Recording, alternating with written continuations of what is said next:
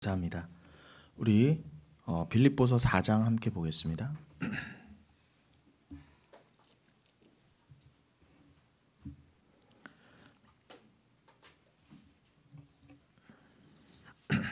자, 빌립보서 4장 우리 4절로 7절 합독하시겠습니다. 주 안에서 항상 기뻐하라. 내가 다시 말하노니 기뻐하라. 너희 관용을 모든 사람에게 알게 하라. 주께서 가까우시니라. 아무것도 염려하지 말고 오직 모든 일에 기도와 간구로 너희 구할 것을 감사함으로 하나님께 아뢰라. 그리하면 모든 지각에 뛰어난 하나님의 평강이 그리스도 예수 안에서 너희 마음과 생각을 지키시리라. 아멘. 우리 지난주에 이어서 좀 빌립보서 4장을 이어가 보겠습니다. 그 사도 바울 당시에요. 빌립보 교회는요. 외부 대적자들에게 핍박을 받고 내분까지 겪고 있었습니다. 잘 아시는 것처럼 이제 빌립보 교회는 사도 바울이 2차 선교행을 들어가면서 그저 처음에는 이 소아시아 지방 지금의 튀르키예 지방을 다시 한번 돌다가 그저 1차 선교 여행 때 한번 전도했었던 선교했었던 그 지역을 다시 한번 돌다가 이렇게 성령이 인도하셔서 드로아라는 곳까지 갔잖아요. 그래서 거기서 환상을 보죠. 마게도니아인의 환상을 봐서 이리로 와서 우리를 도우라라는 모습을 보고 그 에게해를 바다를 건너서 그리스 지역으로 마게도니아 지방으로 건너갑니다. 그래서 들어갔던 그 지역 큰 성되는 그 지역에서 큰 성되는 빌립보에 들어갔어요. 그래서 거기에서 이제 자주장사 루디아를 만나고 또 여러 우여곡절을 겪으면서 사도 바울이 거기서 또 지하 감옥에까지 갇혔잖아요. 그러면서 거기서 로마 간수장을 만나서 그에게 또 복음을 전했잖아요. 주 예수를 믿으라. 그리하면 너와 내 집이 구원을 얻으리라. 그래서 제가 지난번에 한번 거기서 말하는 집은 단순히 혈육의 육신적인 혈통적인 네가 지금 예수를 영접했으므로 너의 가정이 문자적으로 무조건 구원을 얻는다 그런 뜻이 아니라 그 집이란 뭐라고 그랬어요? 진짜 가족이 거하는 하나님의 집, 하나님 나라라고 말씀드렸죠. 그렇기 때문에 어떻게 해요? 그 로마 간수와 여러분을 포함한 주님의 백성들, 만세전에 택함 받기로 작정하신 백성들은요, 이 땅을 살면서 분명히 복음을 접하게 돼 있고요. 그 복음을 접하면 이미 하늘에서 메인바 되었어요. 가족으로 메인바 되었기 때문에 반드시 그 사랑의 음성을 듣게 되어서 그 주님의 집에 들어가게 돼 있답니다. 복귀하게 돼 있다. 그러니 로마 간수장이나 여러분들이 예수를 믿게 되는 것은 이 땅에서 복음을 접하게 되는 것은 우연이 아니라 하나님이 만세전에 계획하신 대로 한치의 오차도 없이 여러분들이 그 계획 가운데 믿게 된 것이고, 그러니까 여러분들이 믿게 되셨으니까 어떻게 해요? 당연히 여러분들을 통해서 또 주의 복음을 접하게 될 자들이 있잖아요. 우리 영은교회를 통해서 그렇게 로마 간수장처럼 여러분처럼 이후에 주를 영접하게 될 분들이 있잖아요. 그들 진짜 가족이 반드시 구원함을 얻게 돼 있다라는 말씀이 바로 그 로마 간수장에게 사도행전 16장에서 주셨던 그 말씀이에요. 아무튼 그러한 빌립보 교회였어요. 근데 그 빌립보 교회에 지금 거짓 선지자들을 통한 그런 잘못된 가르침, 그 여전히 율법주의와 유대주의를 가르치면서 잘못된 평안을 가리키고 있는 거짓 선지자들이 초대교회 안에 너무나 많이 들어와 있었고요. 빌립보 교회 안에도 마찬가지였어요. 그래서 사도 바울은 그들에 대해서 행악자다, 개와 같은 자들이다, 그렇게 아주 일침을 가하고요, 일가를 했어요. 엄히 꾸짖었습니다. 그들은 짐승과 다름이 없다는 거예요. 그 거짓 선지자들은 겉으로는 복음을 전하는 것 같고 예수 이름을 말하고 겉으로는 그렇게 잘생기고 희어멀건하고 학교도 잘 나오고 검소하고 사랑이 넘치고 도덕 윤리적이고 착한 일을 많이 한다 할지라도 그들은 개다 그러셨어요. 그러면서 여러분 그 빌립보 교회 안에 또 어떤 문제가 있었다고요? 당시에는 당연히 로마 제국이었잖아요. 그러니 그런 일반적인 이 세상 권세 잡고 있는 자들로부터의 그런 핍박은 물론이고요. 거짓 선지자들의 그 비진리를 갖고 교회를 공격함과 동시에 이 안에 또 내분까지 겹쳐 있었어요. 그렇게 귀했던 교회가요. 이러했던 빌립보 교회에게 사도 바울은 빌립보서 4장에서 이렇게 권면을 합니다. 오늘 읽으신 그 말씀이에요. 그러니까 사도행전 16장은 그 빌립보 교회가 어떻게 처음에 시작하게 되었는가에 대한 기록이라 한다면 이 빌립보서는 사도 바울이 후에 그 교회한테 당연히 보내주었던 서신이었습니다. 근데 이 서신이 남아서 우리에게까지 읽혀지는 성경이라고 한다면 이것은 단순히 편지의 문제가 아니라 말 그대로 시공간을 뛰어넘는 하나님의 말씀이라는 거예요. 우리에게도 반드시 읽혀져야 되는 말씀이기 때문에 그 오래전에 빌립보 교회를 통해서 하나님께서 말씀이 역사되고 말씀이 남게 하신 것입니다. 자, 그래서 이러했던 어려움을 겪던 빌립보 교회에게 사도 바울이 빌립보서를 통해 하나님의 말씀을 통해 위로와 권면을 전해주고 있는데 그 말씀을 한마디로 요약하자면 결국 주님 안에서 굳게 서고 주와 하나 된 것 같이 너희도 서로 하나가 되라. 그 주를 머리 삼고 서로 하나가 되는 것. 그래서 골로새서 1장 18절에서 분명히 나옵니다. 예수님만이 교회의 머리가 되신다. 그러니까 우리는 머리가 될 수 없어요, 여러분. 우리는 절대 머리가 아닙니다. 근데 오늘날의 구원의 문제부터 해서 오늘날의 교회의 모든 문제가 뭐예요? 내가 머리임으로 착각하는 게 그게 근본 죄예요. 아무튼 예수님만이 머리 되시고 그를 머리 삼아 우리가 주와 하나가 된 것 같이, 그죠? 정확히는 예수님이 자기의 물과 피를 다 쏟아내 주셔서 우리를 품어 안으심으로 우리와 연합되어 주셨죠. 그 연합됨으로 그 연합됨과 똑같이 너희도 서로 천국의 가족이라면서요. 예수님만을 머리 삼으면 우리는 이제 가족이에요. 진짜 가족, 진짜 나라예요. 그래서 우리는 영원토록 우리 각자의 머리가 상징하는 바가 뭐예요? 이름, 나를 위한 삶, 나만을 위한 삶, 내 유익과 만족을 위한 삶이 전부 다 없어지는 곳이에요. 그렇다고 한다면 뭐예요, 여러분? 모든 고민과 염려와 다툼과 두려움과 악함과 미워함과 이런 게 다 사라져 버린다는 거예요. 내가 삭제됐으니까, 여러분. 예수만을 사랑하는 사람들끼리만 모여서 그냥 그것도 예수님을 그냥 적당히 사랑하는 게 아니라 그건 사랑이 아니에요, 여러분. 적당히 사랑이 어떻게 사랑이에요? 예수님이 우리에게 원하시는 진짜 사랑은 뭐예요? 죽기까지 나에게 순종하는 거예요. 그럼 여러분이 스스로 내 손가락 마디 하나도 잘려나가는 게 불가능한데 무슨 누굴 위해서 피를 쏟아요? 어떻게 나보다 남을 더 사랑해요? 그건 불가능합니다. 여러분 요즘 더 글로리 잘 보셨죠? 저는 아직 못 봤는데 여기 분들도 대부분 보셨을 것 같아요. 거기서 여러분 연진이 어머니가 어떻게 해요? 어떤 사랑을 보여줘요? 왜곡된 사랑을 보여주잖아요. 어떤 사랑이에요? 절대로 여러분 아무리 부모 자식 간에도 자기보다 자식을 더 사랑하기는 불가능합니다. 그건 연진이 어머님만 그런 게 아니에요. 나는 안 그럴 수 있어요. 아니에요, 여러분. 여러분의 심연을 가장 깊이 들여다보시는 분은 하나님이 뭐라고 하시냐면 너희는 스스로 너희보다 타인의 존재를 더 사랑할 수 없다 그러세요. 성경에서요. 그게 죄다 그러세요. 다른 게 죄가 아니라 성경에서 말씀하신 죄의 본질은 뭐라고요? 나보다 하나님을 더 사랑하지 못하는 것이 바로 죄다 그러세요. 근데 하나님 우리에게 어떤 사랑을 원하신다고요?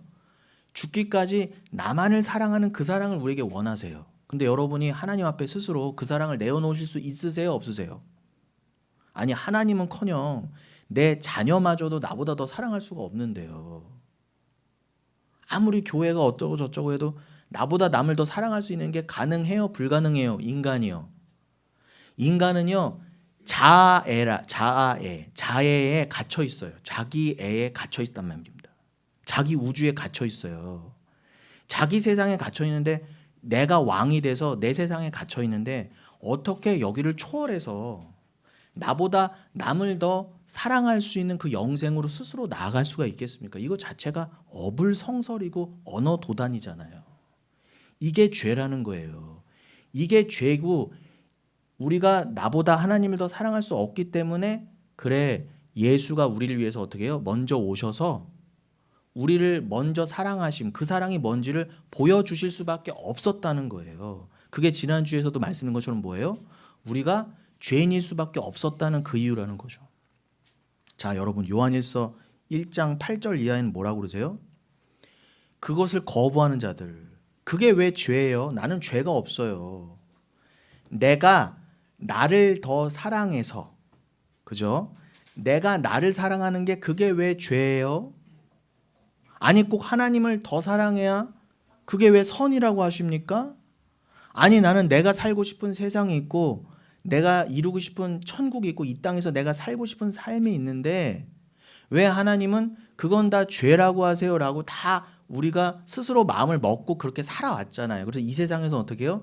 네가 잘 사는 거야 라고 모든 세상이 이 죄악된 세상이 그러한 우리를 이렇게 충동질해 주었잖아요. 거기에 우리는 짝해서 그걸 음란하다고 하거든요. 영적인 음행이잖아요. 그 음란함으로 나만을 위해 살아왔어요. 심지어는 어떻게 해요? 나는 교회 다니면서 착한 척은 있는 대로 다 하면서 어떻게 해요? 하나님마저도 날 위해 이용해 먹던 자였어요. 내 꿈과 비전이란 이름으로 나의 더 잘남, 나의 만족, 유익을 그냥 구하면은 턱턱 기도응답이라고 주시는 그 하나님만을 숭상해 왔어요. 근데 그거는 뭐예요? 하나님이 그게 진짜 죄다 그러셨어요. 하나님을 제대로 알지 못하고 너를 위한 하나님을 만들어낸 거는 그건 우상에 불과하다. 너를 섬긴 것이야. 너 자신을 섬겨서 하나님을 더 사랑하기는커녕 더 너를 사랑하는 그 길로 나아갔던 네가 죄인이야라고 말씀이 가르쳐주고 계시거든요. 말씀 대신 예수가 딱 오셔서 여러분에게 말씀을 구약의 율법부터 해서 여러분의 말씀을 쫙 비춰주신 거예요. 근데 우리는 뭐예요? 대부분의 죄인은 어떻게 해요? 내가 왜 죄인이야? 이렇게 된 거예요. 말씀이 들리지도 않고 말씀이 깨달아지지도 않고 아니 보이지도 하나님을 어떻게 믿을지도 못할 뿐더러 그런 하나님이면 난 필요 없어 이렇게 된 거예요. 내가 원래 기독교에서 말하는 하나님이 그런 하나님이었어? 난 그런 하나님인 줄 몰랐네. 그럼 난 절에 갔지? 이렇게 된단 말입니다. 다. 내가 그럼 뭐 신이 하나님만 있어? 기독교 하나님만 있어? 가톨릭에 가도 있고 신천지에 가도 있고 불교에도 하나님이 있는데 거기 가서 내가 원하는 신 믿지 다 이렇게 된 거예요. 그러니까 내가 죄인임을 다 인정하지 않는 거예요. 그런데 요한일서 1장 8절 이하는 뭐라고요? 하나님은 미쁘사 스스로 죄가 없다는 자는 하나님이 벌하신다 그러잖아요. 멸망시키신다. 그럼 뭐예요? 왜요? 그들 안에는 진리가 없기 때문에 하나님을 거짓말하는 자로 만드는 자들이기 때문에 그들은 불의한 자들이다. 요 말씀이 믿어지지 않는 자들이 진리의 사랑을 받지 못한 자. 그건 디모데 후서의 표현이기도 했죠. 진리의 표현을 받지 못한 진리의 사랑을 받지 못한 자이기 때문에 이 안에 예수님 그 진리가 말씀이 없어요. 그러니 이 말씀이 너는 이래서 하나님의 사랑이 필요한 자야. 너는 하나님과 하나가 된 영생 천국을 위해서는 너를 다 비워내고 자기 부인을 이루어서 하나님만으로 완성돼서 그냥 진리, 말씀으로 완성되어야 되는 존재야. 그렇게만 너는 영생을 살 수 있어. 그게 구원이야. 근데 이게 안 믿어져. 싫어요. 내가 왜 죄인이라고 그래요. 자꾸. 이렇게 되면 심각해진다는 거예요. 그럴 때 뭐예요? 하나님께서 너는 하나님을 거짓말시키는 자구나. 내가 너희를 죄인이라고 그러고 말씀을 통해 너희가 죄인임을 드러낸다고 하시는데 넌 왜 자꾸 하나님을 거짓말하는 자로 만들어서 십자가를 부정하니? 네가 자꾸 나를 거짓말하는 자로 만들면 십자가 자체를 부정하는 거잖아요. 나는 십자가 필요 없어요. 예수님이 왜 굳이 거기에 달리셔서 뭐 날 위해 피를 흘리셨다고? 그게 왜 꼭 나를 위한 거예요? 이렇게 가는 거예요, 여러분. 말로는 십자가 보혈 할 수 있지만 가만히 여러분을 뒤돌아보세요. 여러분이 진실로 무엇이 죄인지를 알아. 내가 예수님의 십자가 보혈이 반드시 필요한 자구나를 깨닫고 계시는지를 그거를 점검하셔야 돼요. 그게 주께서 가까우신 이때 가장 절체절명의 우리에게 허락하신 명령이에요. 진짜 집중할 바를 집중하라는 거예요. 주께서 오실 때가 가까울수록. 도대체 어디에 정신 팔고 사냐는 거예요. 우리 어디에 정신 팔고 살아요? 끝날이 가까울수록. 세상이 너무 바빠요. 왜 바빠요, 여러분? 어떨 때는 왜 바쁜지도 모르고 사는데 결국은 뭐예요? 나만을 위해 살잖아요. 나 때문에 이렇게 바쁜 거예요. 내 사랑 때문에. 남에게 더 잘 보여야 되고, 내가 다른 인간보다 한 숟가락 더 밥을 먹어야 되고, 내가 저 인간보다는 조금 더, 저 인간이 국산차 몰면 난 외제차 몰아야 되고. 이게 누가 가르쳐 준 거예요, 도대체 여러분? 이걸 누가 가르쳐 줬어요? 여러분, 이게 진리라고, 이게 참이라고요. 여러분, 말씀에서 예수만이 참이요 진리라고 하셨다면 여러분, 예수 외에는 다 가짜란 뜻입니다. 예수 외에는 뭐예요? 세상과 나잖아요. 세상과 나는 삭제돼야 되고 가짜라는 뜻이에요, 여러분. 예수만이 참이시라는 건요. 그럼 여러분에게 떨어진 그 말씀을 통해 여러분이 가짜됨, 나의 죄가 보이시냐 말이에요. 내 인생이 나를 위해 살았던 이 모든 인생이 헛된 것이었구나가 정말 절절히 와닿으시냐 말씀입니다. 이게 와닿지 않으시잖아요? 소용없어요. 저랑 이렇게 얘기 나눠도요. 말씀을 나눠도. 가치관이 안 바뀌고 세계관이 안 바뀌었는데 무슨 말씀을 나눕니까, 여러분? 영생이 없는 자와 무슨 말씀을 나눠요? 말이 안 되는 거예요, 사실요. 그러니 이게 안 나눠지면 이 자리가 굉장히 불편할 수밖에 없어요. 아니, 차원이 다른 얘기를 하는데 선문답하고 있는데 무슨 은혜가 됩니까? 내가 원하는 말씀은 그게 아니야라고 앉아 계신다면 전혀 다른 얘기가 되는 거예요. 맞을 수가 없어요, 영이. 그러니 여러분, 이 죄. 다시 한번요. 내가 주를 더 스스로 사랑하지 못하는 게 죄이기 때문에 나는 그럴 수 없는 자로 폭로돼야 돼요. 말씀을 통해. 나는 그래서 죄인이구나. 나는 절대 스스로 하나님을 더 사랑할 수 없구나. 그럼 여러분, 하나님을 사랑할 수 없다는 게 무슨 뜻이에요? 하나님을 모른다는 거예요. 요한일서 4장 8절에 분명히 하나님은 사랑이시라 하셨거든요. 근데 여러분이 사랑을 모르는데 어떻게 하나님을 알아요? 하나님은 사랑이시라는데, 사랑이 진리라는데. 하나님 모르면요, 다 지옥 가는 백성들이 왜 지옥 간다 그러세요? 하나님을 모르기 때문에 죽는다. 특별히 아모스서에서 그러시잖아요. 호세아서에서. 그들이 나를 알지 못함으로 죽는다 그러시잖아요. 그러니까 여러분, 이 사랑을 모르면 하나님을 모르는 거고요. 하나님을 모르면 그냥 지옥 가는 거예요. 그럼 이거는 가장 중요한 얘기라는 겁니다, 여러분. 먹고 사는 게 중요한 게 아니라요, 진짜 여러분. 근데 우리는 다 먹고 사는 문제를 위해서 하나님을 믿어왔잖아요. 이게 잘못됐다는 거예요, 여러분. 먹고 사는 것 자체가 틀렸다는 게 아니라 주객이 전도됐다는 거 제 말은. 이걸 바로 잡아야 된다. 바로 잡아야 돼. 집안에 시체가 썩고 있어요. 그럼 여러분, 시체 썩는 냄새 안 맡아보셨죠? 정말 상상을 초월한대요. 저도 물론 아직 안 맡아봤지만, 아니, 시체 정도가 아니라 집에서 어디 오징어 한 마리가 썩고 있다 생각해봐. 내가 어디다 오징어를 넣어놨는데 뭐 깜빡했어. 오징어가 썩고 있어. 생선이 썩고 있어요. 집안에서 냄새가 진동할 거 아닙니까? 그러면은 냄새의 근원을 일단 찾아내서 어떻게 해요? 치워버려야죠. 근데 유한낙스 가져다가 맨 입구 닦고 페브리즈 뿌리면 뭐예요? 불가능합니다. 그러니 여러분, 이게 잘 정립이 돼요. 주객이 전도됐던 거를 다시 회복하지 않으면 집안에 그냥 썩어가는 시체를 두는 거랑 동일한 거예요. 시체 얘기하니까 드린 말씀이지만 로마서 7장 24절에서 사도 바울이 뭐라고 했다고요? 오호라 나는 공고한 자로다. 누가 사망의 몸에서 나를 건져내라 그랬잖아요. 이 인식이 있으시냐 말이에요. 사도 바울은 그걸 자기를 어떻게 인식했다고요? 내가 지금 형벌에 처해서 어떤 내가 죽인 그 시체와 묶여있는 자 같다. 그게 형벌이었어요. 고대 로마 시대에. 그러면은 그 더운 날 염천더위에 좀 멀 떨어졌어도 시체낸 냄새 때문에 머리가 아프고 막 구역질이 날 텐데 나를 하루 종일 시체가 다 썩을 때까지 날 거기다 묶어놨어요. 미치는 겁니다, 여러분. 무섭고 냄새나고.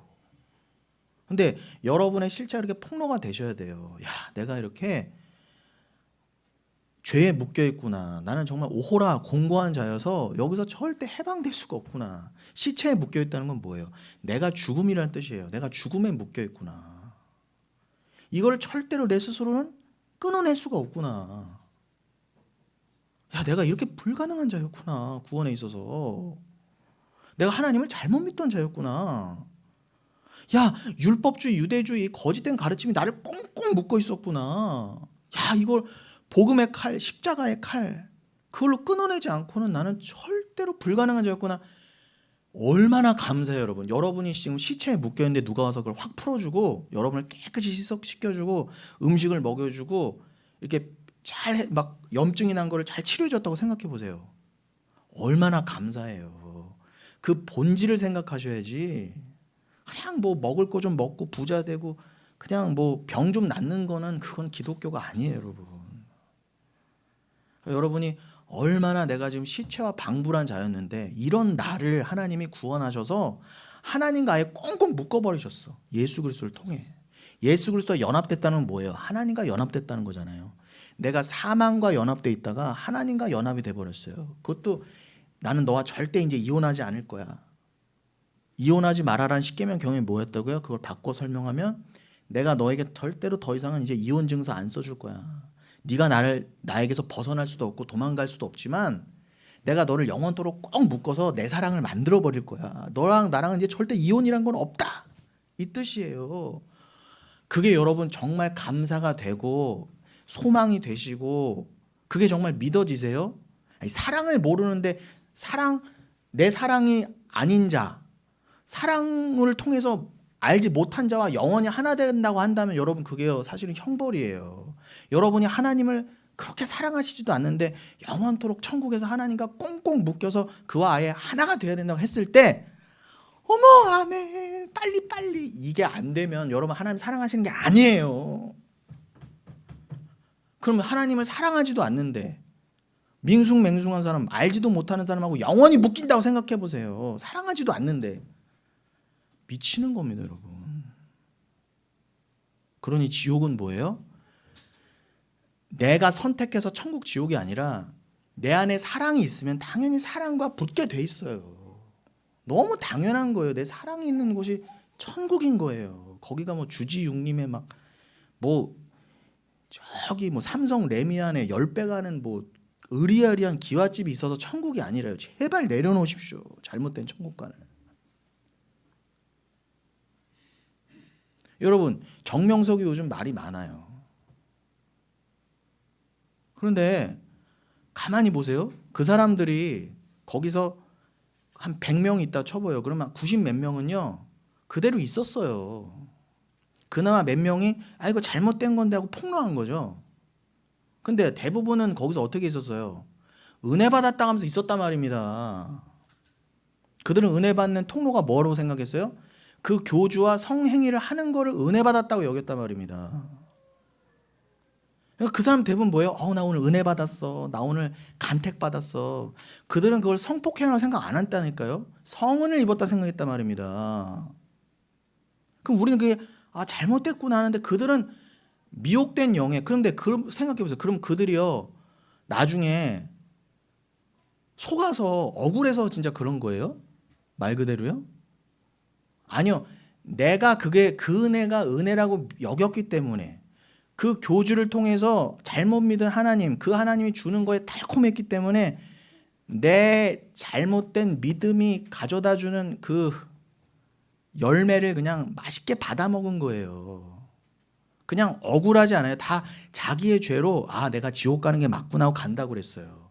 물론 진리의 입장에서 보면 그들이 속은 게 맞지만 그들이 그냥 무턱대고 나는 그럴 마음이 하나도 없었는데 그냥 억울한 채로 그쪽으로 간 게 아니라는 거예요. 그냥 억울한 채로 지옥 가는 영혼은 없다는 것입니다. 다 자기가 어떻게 해요? 안에 믿음이 있느냐 없느냐에 의해서 겉으로는 선택의 모습이지만 하나님이 다 어떻게 해요? 만세전에 택하신 백성의 믿음을 준다고 하신다면 여러분 믿음이 들어왔다면 그것에 헷갈릴 리가 없잖아요. 그러니까 겉으로는 내가 선택한 거지만 어떻게 해요? 하나님이 만세전에 정하셨다예요. 믿음을 줄 자, 안 줄 자. 그럼 믿음이 있는 자는요, 그 안에 들어가 있어도요, 반드시 나오게 돼 있습니다. 이거 잘못됐구나 그러고. 근데 대부분 어떻게 해요?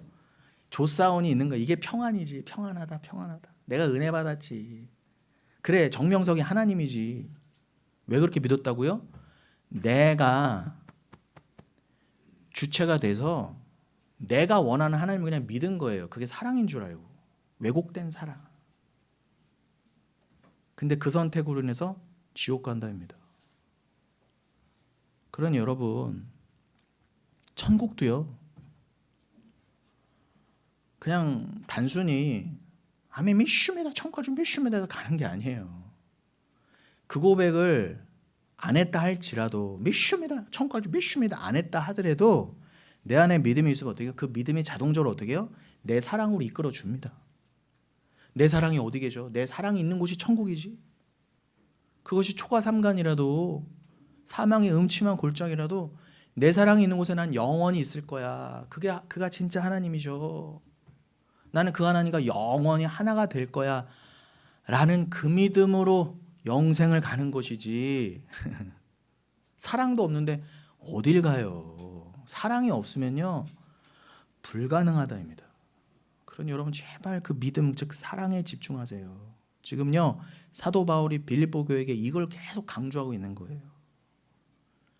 주님이 그 사랑으로 너희와 연합이 돼 있어. 그 사랑 위에 굳건히 서라. 지금 빌립보서가 전체 4장으로 돼 있잖아요. 3장 내내 그 얘기를 하고 3장까지 그 다음에 그렇게 너희가 주와 사랑으로 하나 됐다고 한다면 너희도 서로 사랑으로 하나 되는 게 맞지 않니? 당연한 이치지 않니? 그 하나됨 안에서 기쁨과 평강을 얻으라요. 어디서 여러분? 그 하나됨에서 기쁨과 평강을 얻으라는 것이지 기쁨의 근거가 어디 있다고요? 빌립보서에서 기뻐하라 기뻐하라 몇 번 반복하잖아요. 너무 많이 나오잖아요. 근데 이걸 그냥 기뻐하라 했으니 그냥 무작정 기뻐하는 게 아니라 어딘가에 근거하고 있을 거 아닙니까? 기쁨이요. 어디 근거하고 있어요? 나의 통장 잔고? 나의 남편?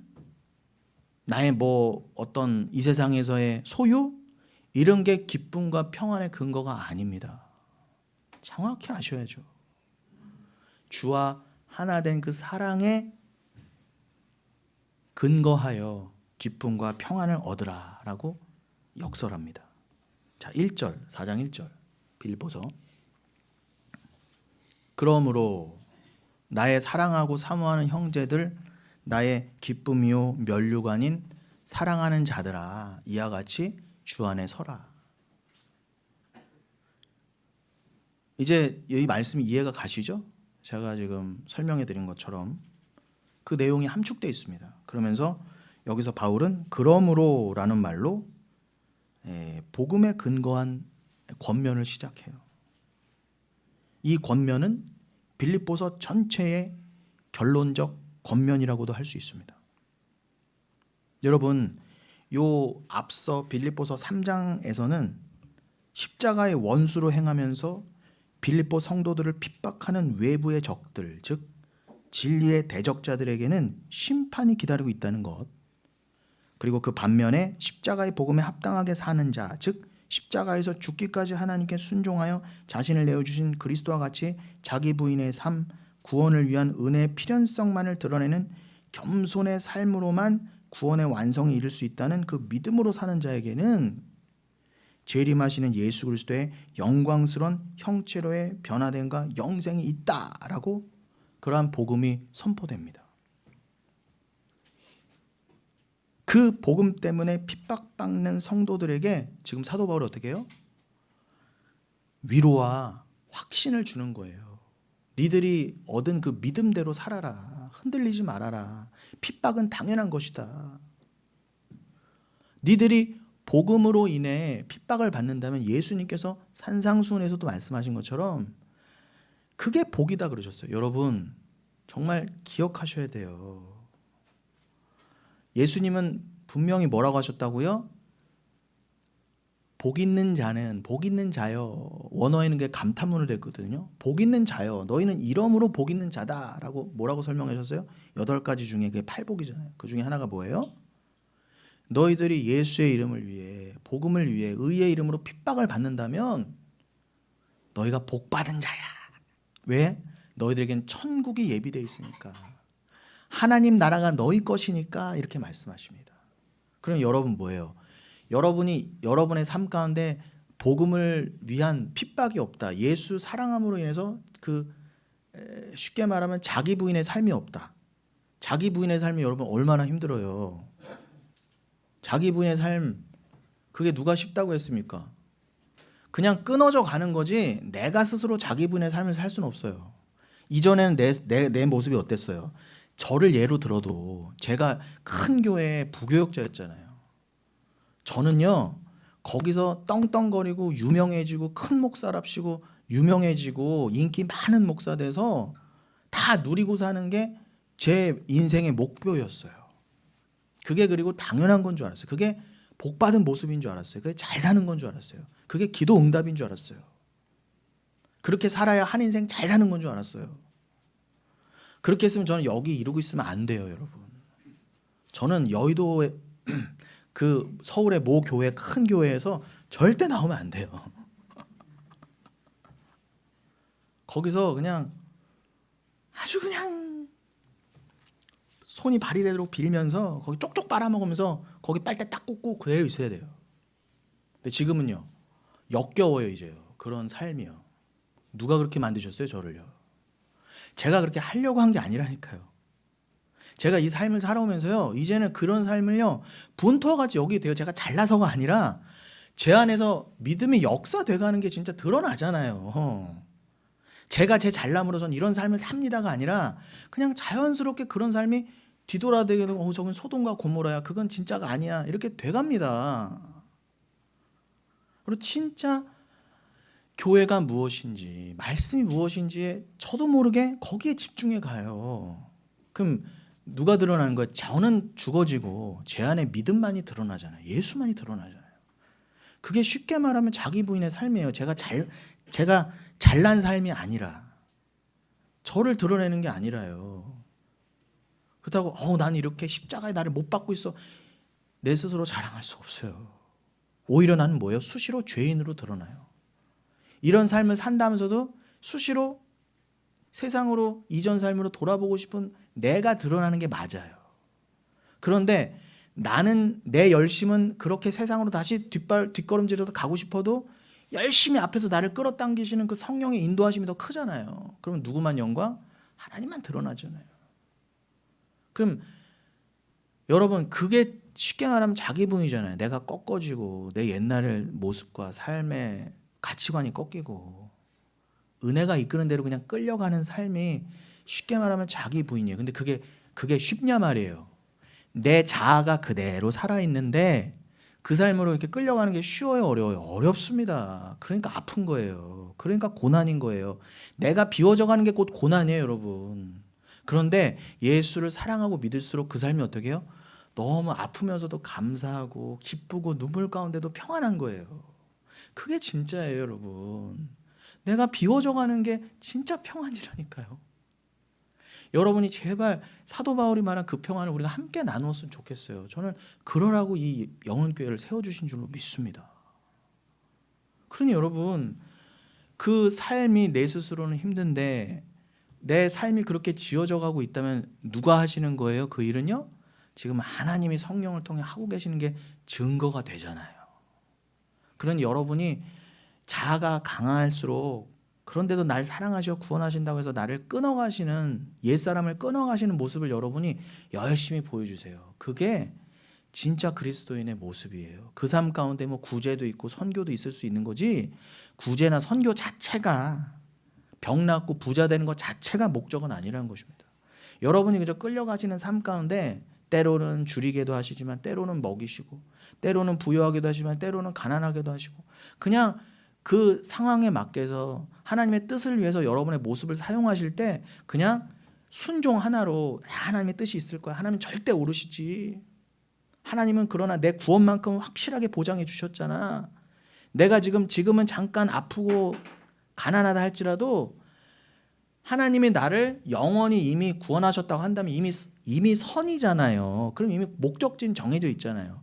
어디로 가나 분명히 나는 구원 받을 텐데 하나님이 뜻이 있으니까 지금은 이 모습으로 날 끌고 가시겠지 하고 순종이 되잖아요, 여러분. 하나님께 삿대질하고 싶은 마음이 살아들잖아요. 아니, 하나님한테 손가락 삿대질하는 걸 확 꺾고 그냥 하나님이 나를 어떻게 하셔든 나는 순종합니다라는 자로 되어져야 천국에 들어가든지 말든지 하지. 이루고 싶은 마음이 아직도 존재하고 있는데 무슨 하나님과 영원히 하나가 돼서 무슨 영생을 살아요. 말도 안 되는 거예요, 그거는요. 수시로 선악과를 따먹고 싶은 마음이 아직도 있는데 어떻게 천국을 갑니까? 사도 바울이 지금 그 말씀을 하고 있는 거예요. 그 믿음 가운데에서 평강을 얻으라. 거기서 나오는 평안이 기쁨이 진짜다 그러시는 거예요. 그래서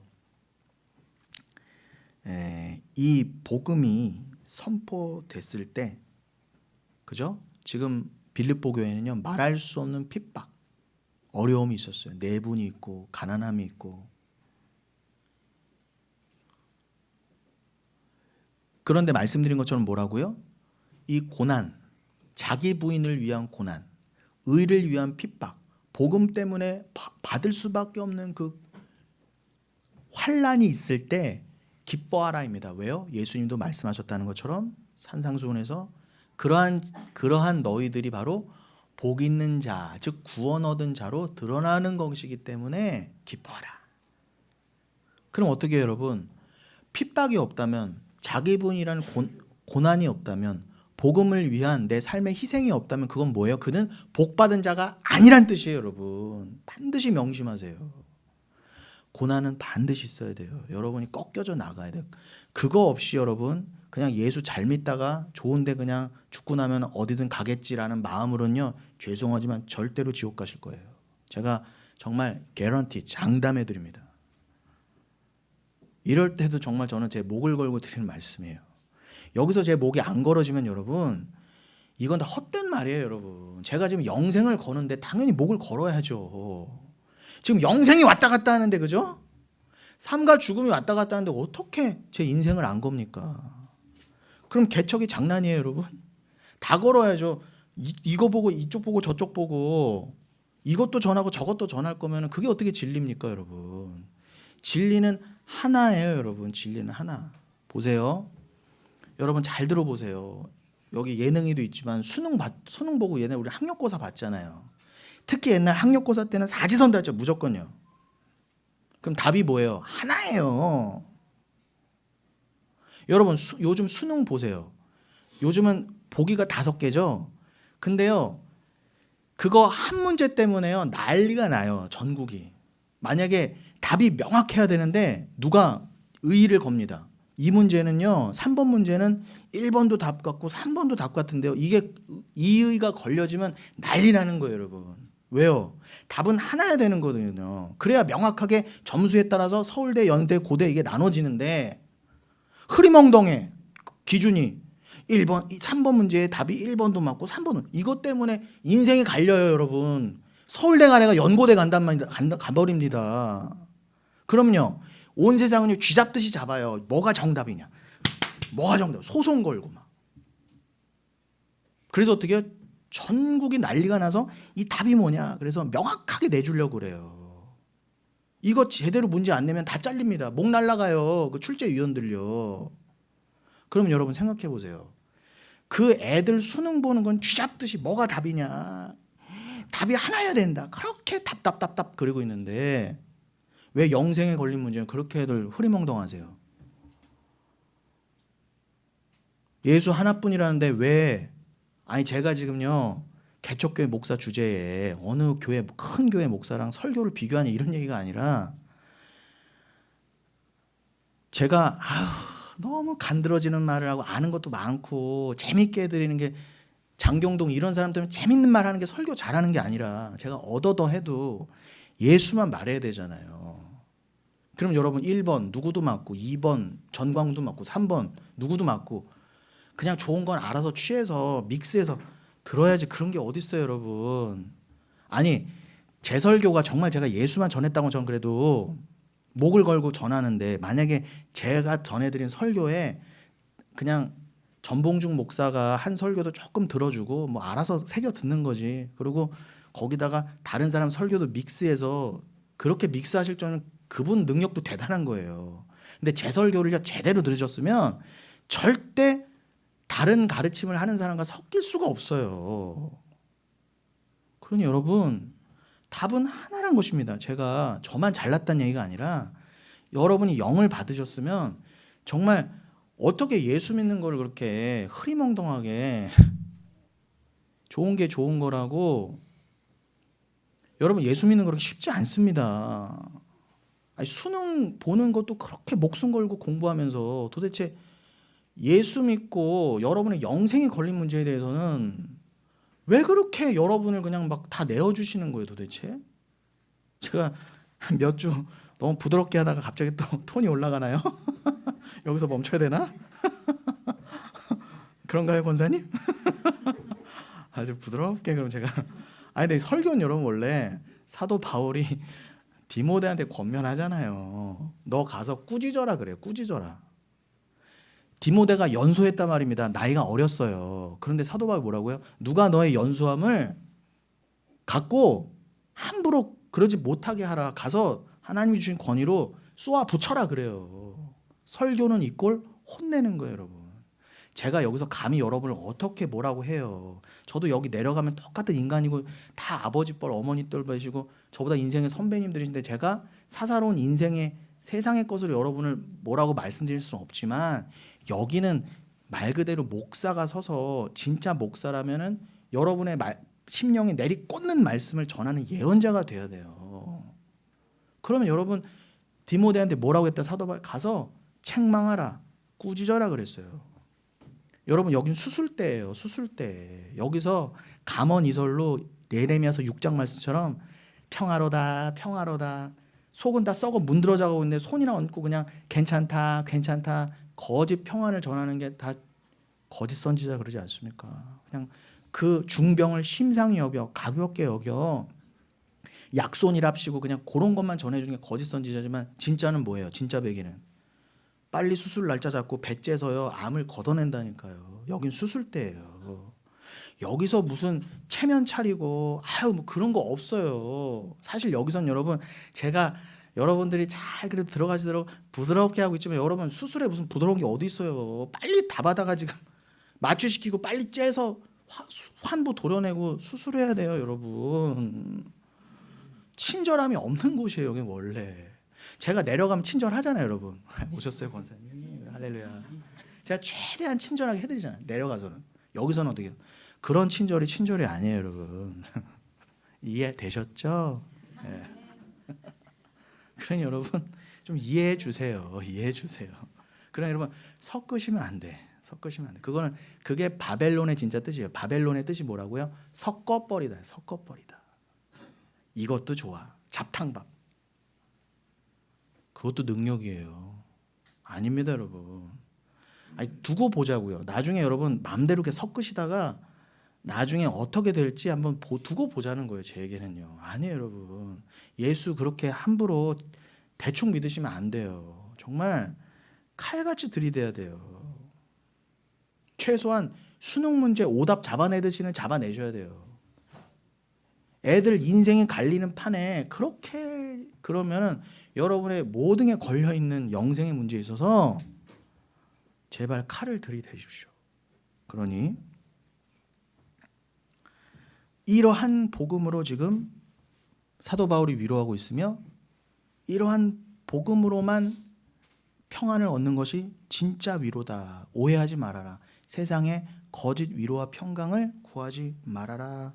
그렇게 사도 바울이 지금 어디서 이거를 주장하고 있어요?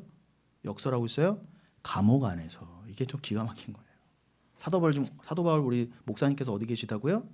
감옥 안에 있대요. 여러분 그 감옥에서 4장으로 이어지면서 그러므로 그러니 감옥 안에서 사도 바울이 곧 목이 떨어질 그 상황에서 얼마나 간절한 마음으로 이 말씀을 남겼겠습니까?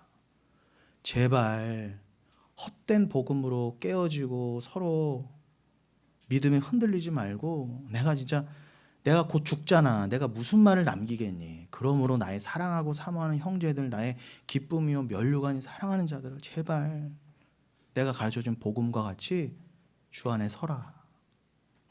그러면서 어디로 이어져? 2절, 내가 유오디아를 권하고 제가 빌립보서 4장을 하는 김에 그냥 오늘 1절부터 거슬러 올라가서 하는 거예요, 여러분.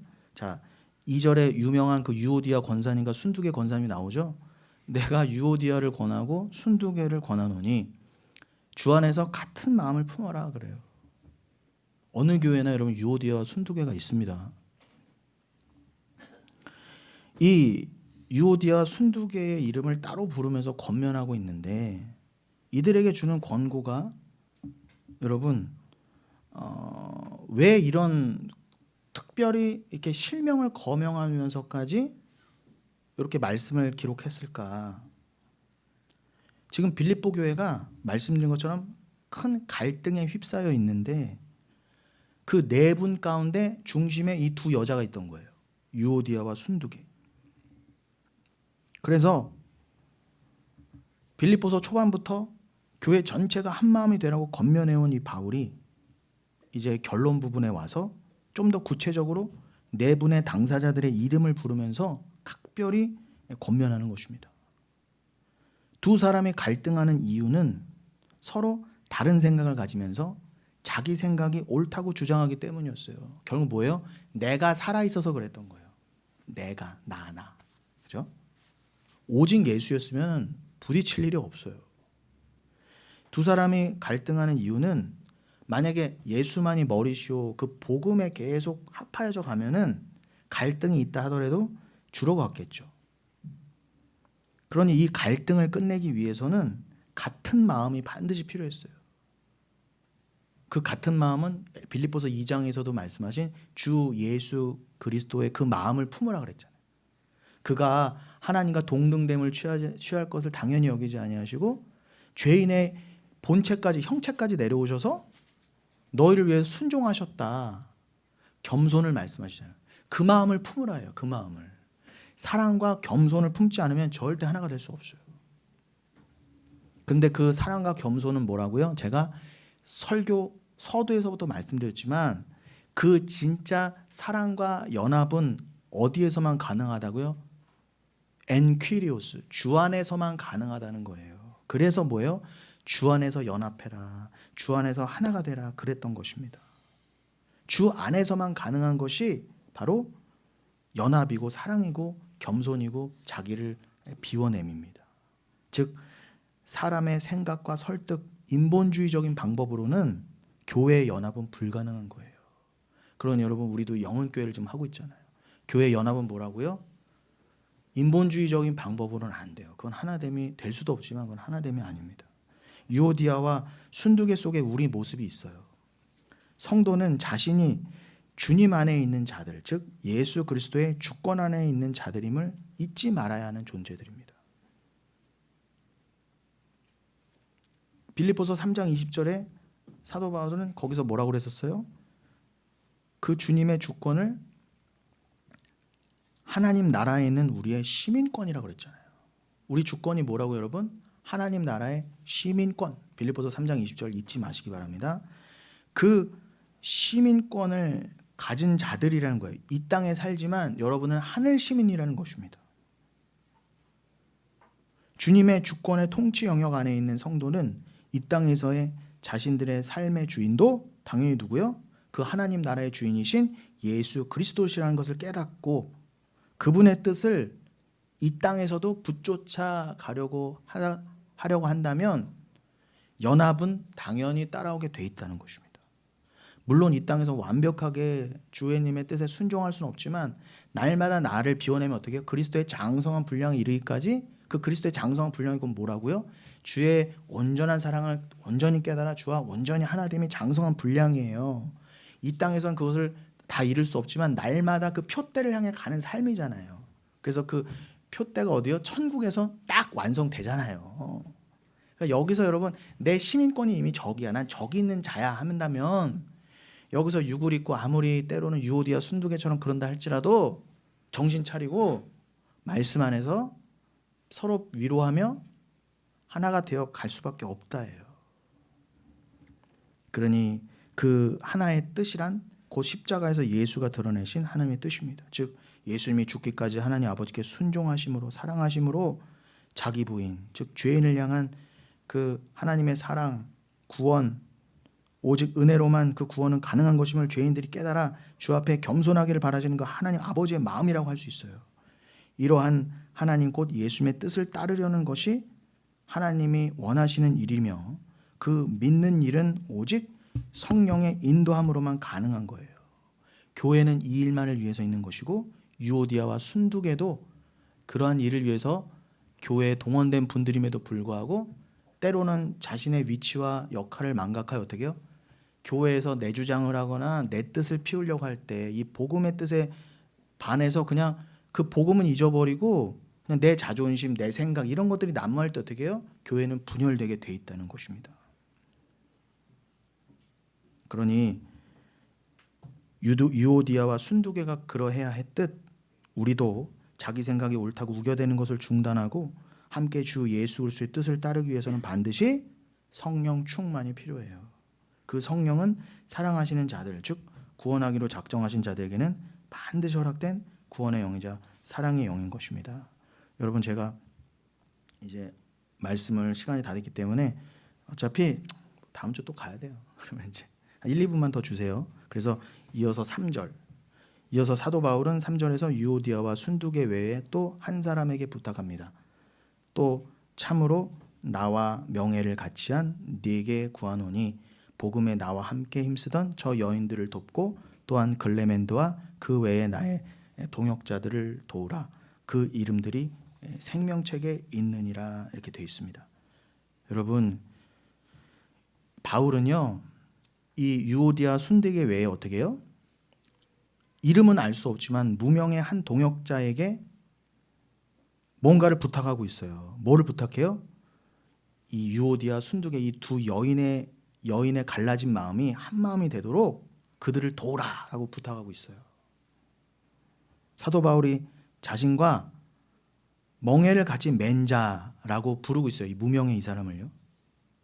근데 이 사람은 빌립보서의 수신인들 중 한 명으로서 추정되지만 누구인지는 우리가 현재로서는 알 수 없어요. 천국에 가면 알겠죠. 그러나 무명임에도 불구하고 굉장히 중요했던 빌립보 교회에 굉장히 중요했던 재직이었나 봐요. 그에게 지금 따로 또 부탁을 하는 거예요. 유오디아 순두개를 맡긴다. 그들이 잘 한 마음이 되도록 그렇게 좀 도와줘라. 이렇게 합니다.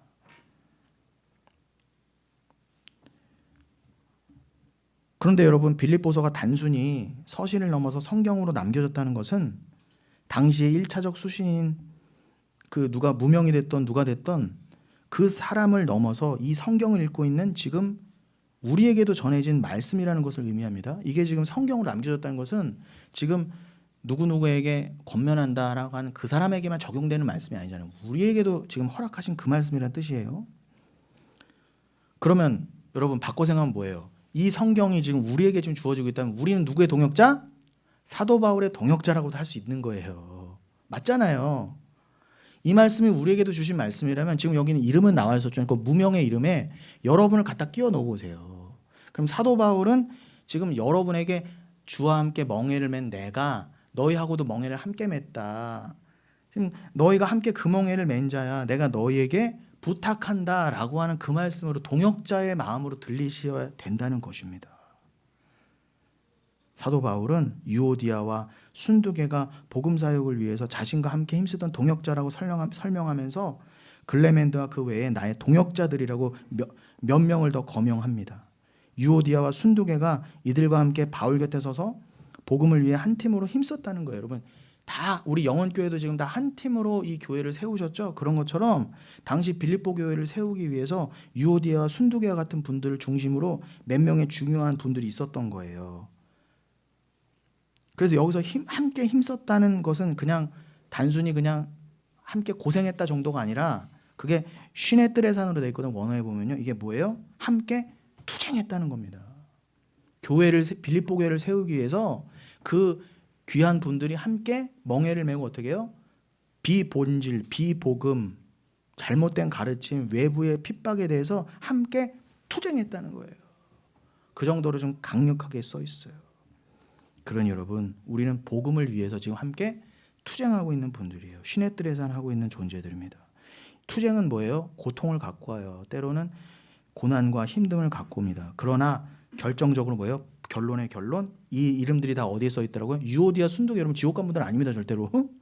유오디아 순독에 포함해서 그분들이 어디에 그 이름이 써 있다? 생명책, 비블리조에스, 생명책에 있느니라. 여러분 이것을 잊지 마시고, 우리가 다 생명책에 이름이 들어가 있는 분들이에요. 그러니 예수의 그 마음으로 서로를 비워내시는 가운데 서로를 용납하시고, 빌립보서 표현처럼 남을 나보다 낮게 여기고 남을 나보다 낮게 여겨 사도 바울의 권면에 합당한, 예수 그리스도의 그 믿음에 합당한 삶을 잘 경주해 내시는 저와 여러분 되시기를 예수님의 이름으로 축원드리겠습니다.